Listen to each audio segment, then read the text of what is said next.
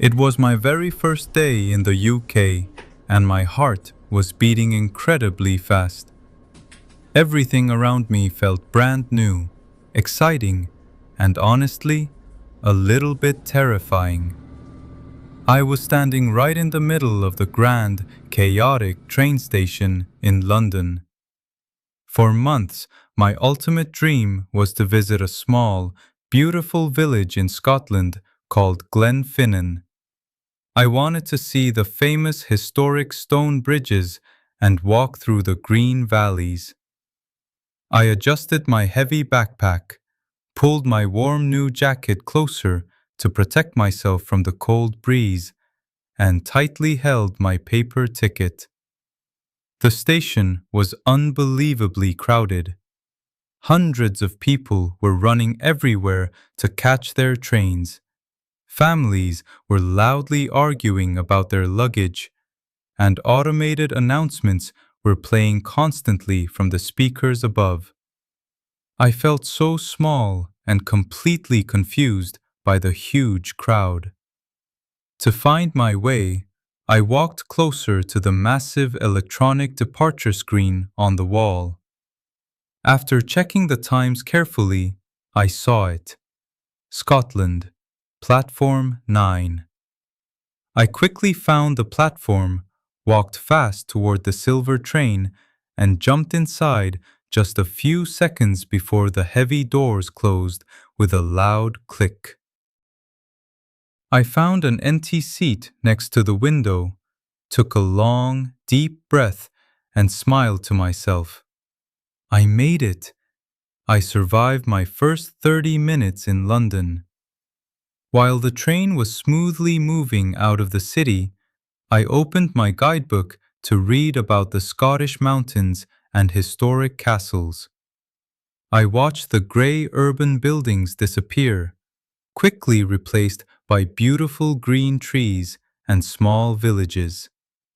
At that moment, I felt completely relaxed, happy, and proud of myself for traveling alone. I was so comfortable that I closed my eyes and fell into a short, peaceful nap. 2 hours later, I woke up and looked outside the window.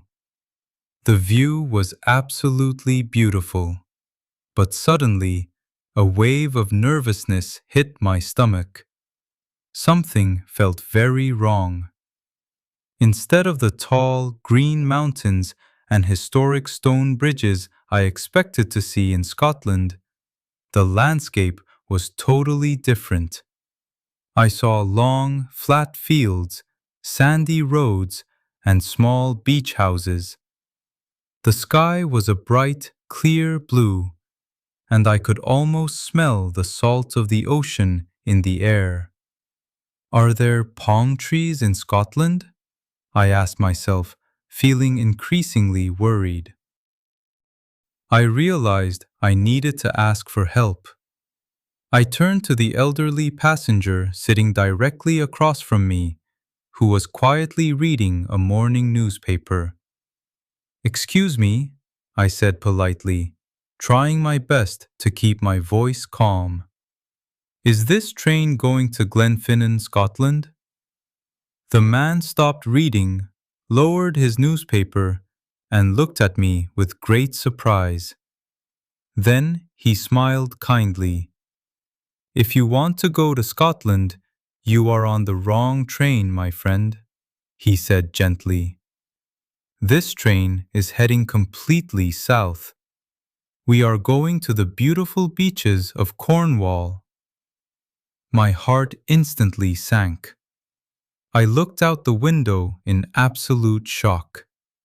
I checked my ticket again. I was supposed to be on Platform 9, but in my panic and confusion at the chaotic station, I entered Platform 6 instead.